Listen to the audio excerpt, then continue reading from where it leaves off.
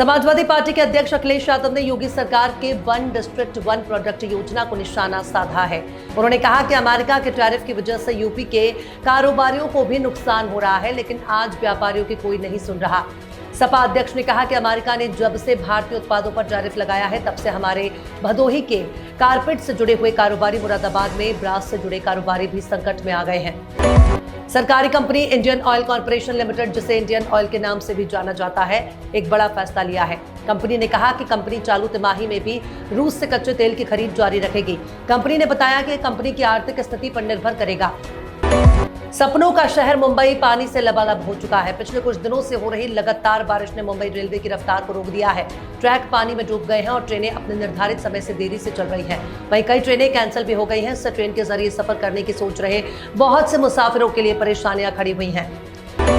भू राजनीतिक तनाव में कमी और घरेलू बाजार में तेजी के चलते सोने की कीमतों में पिछले 10 दिनों में करीब 2% यानी 2160 रुपए प्रति 10 ग्राम की गिरावट दर्ज की गई है।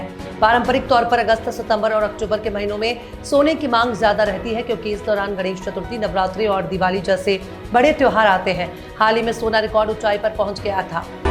अगर आप आने वाले दिनों में कोई बेहतरीन स्कूटर खरीदने की प्लानिंग कर रहे हैं, तो ये खबर आपके काम आने वाली है। रिपोर्ट्स के मुताबिक टीवीएस जुपिटर सीएनजी स्कूटर आने वाले महीनों में लॉन्च किया जा सकता है। टीवीएस जुपिटर सीएनजी दुनिया का पहला सीएनजी पावर्ड स्कूटर बताया जा रहा है। कंपनी का दावा है कि इसकी रनिंग कास्ट ₹1 प्रति किलोमीटर से भी कम है।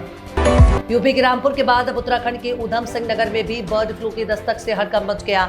यहाँ के किच्छा क्षेत्र किशनपुर के एक मुर्गी फार्म में मुर्गियों के मरने की सूचना मिलने के बाद एसडीएम गौरव पांडे के नेतृत्व में तहसील प्रशासन की टीम मौके पर पहुंची और पूरे फार्म को सैनिटाइज किया गया।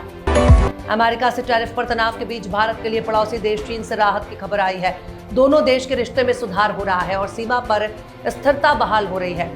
रिश्तों में सुधार के संकेत चीन के विदेश मंत्री और राष्ट्रीय सुरक्षा सलाहकार अजीत डोभाल के बीच मुलाकात के दौरान दिखाई दिए। चीनी विदेश मंत्री ने मुलाकात के दौरान कहा कि उन्हें खुशी है कि अब सीमाओं पर स्थिरता बहाल हो गई है। अमेरिकी थिंक टैंक प्यू रिसर्च सेंटर ने 8 जनवरी से 26 अप्रैल 2025 के बीच एक बड़ा अंतर्राष्ट्रीय सर्वे किया। इसमें दुनिया के 24 देशों के लोगों से भारत के बारे में राय पूछी गई।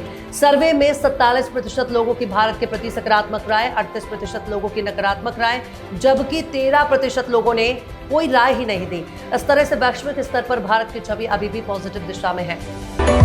पाकिस्तान क्रिकेट बोर्ड पीसीबी ने 2025-26 सीजन के लिए नए सेंट्रल कॉन्ट्रैक्ट का ऐलान किया है। ये इस बार सबसे बड़ा झटका मोहम्मद रिजवान और बाबर आजम को लगा है। दोनों खिलाड़ियों को हाल ही में पाकिस्तान के एशिया कप की टीम से बाहर रखा गया। वहीं अब सेंट्रल कॉन्ट्रैक्ट में भी दोनों को कैटेगरी ए से हटाकर कैटेगरी बी में डाल दिया गया है। बॉलीवुड एक्टर ऋतिक रोशन कई सालों से लोगों का दिल जीत रहे हैं। उन्हें इंडस्ट्री में 25 साल हो चुके हैं। उनके एक्टिंग के साथ डांस मूव्स के लोग दीवाने हैं। इन दिनों ऋतिक हर जगह छाए हुए हैं। उनकी फिल्म वॉर 2 सिनेमाघरों में 14 अगस्त को रिलीज हुई है। इस फिल्म ने आते ही बॉक्स ऑफिस पर धमाल मचा दिया है।